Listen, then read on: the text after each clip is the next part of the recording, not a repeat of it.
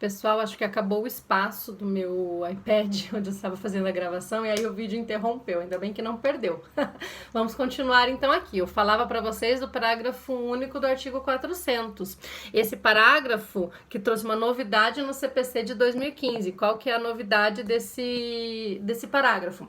Além da presunção de veracidade que está ali prevista no caput do artigo 400, o juiz pode utilizar medidas de incentivo, indutivas, coercitivas, para forçar a parte a trazer o documento.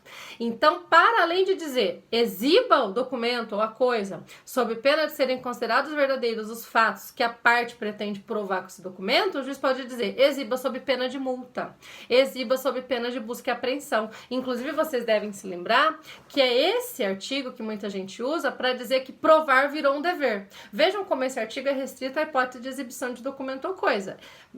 A minha crítica é muito ferrenha a esse artigo. Ele nem ali deveria existir. Para mim, só a hipótese do caput resolveria muito bem o problema da prova nesses casos, porque provar deveria ser ônus, não deveria ser nunca um dever.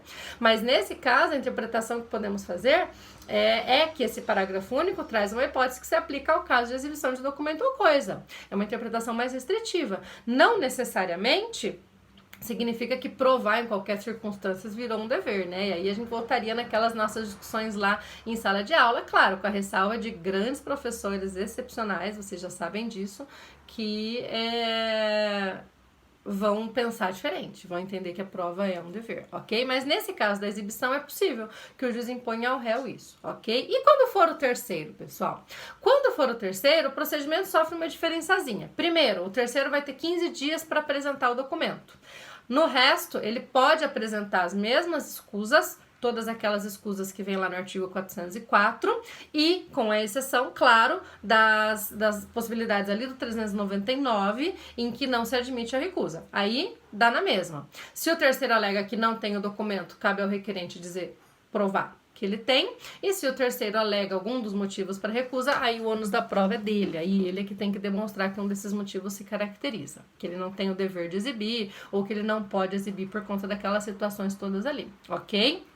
A diferença com o terceiro, porém, é mais com relação à consequência da não exibição.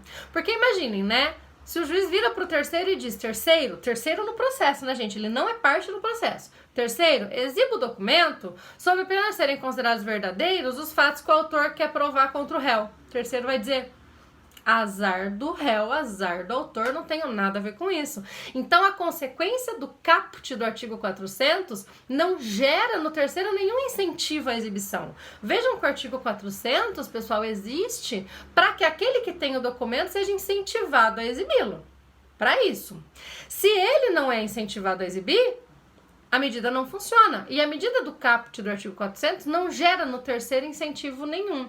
Por isso é que com o terceiro, nós só trabalhamos com as medidas indutivas coercitivas lá do parágrafo único do artigo 400. E já era assim no CPC de 73. Mesmo antes de haver a previsão do parágrafo único do artigo 400, para o terceiro, a ideia sempre foi trabalhar por meio dessas medidas de incentivo para que o terceiro exiba e seja obrigado a exibir o documento no processo, sob pena de multa, sob pena de busca e apreensão, sob pena até de crime de desobediência, a depender do caso, claro, com todas as cautelas possíveis, ok?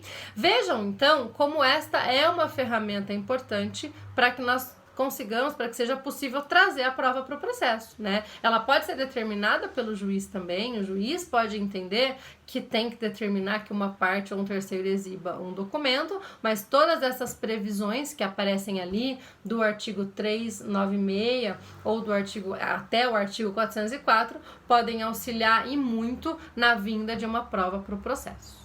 Ok? De uma prova documental, né? De um documento ou de uma coisa no processo, é uma técnica super legal, ok? Espero que tenham gostado, anotem aí todas as dúvidas, amanhã às 8 horas nos encontramos no horário da nossa aula para conversar um pouquinho mais e para sanar todas as dúvidas que vocês tenham a respeito disso. Bons estudos, um beijo para todo mundo!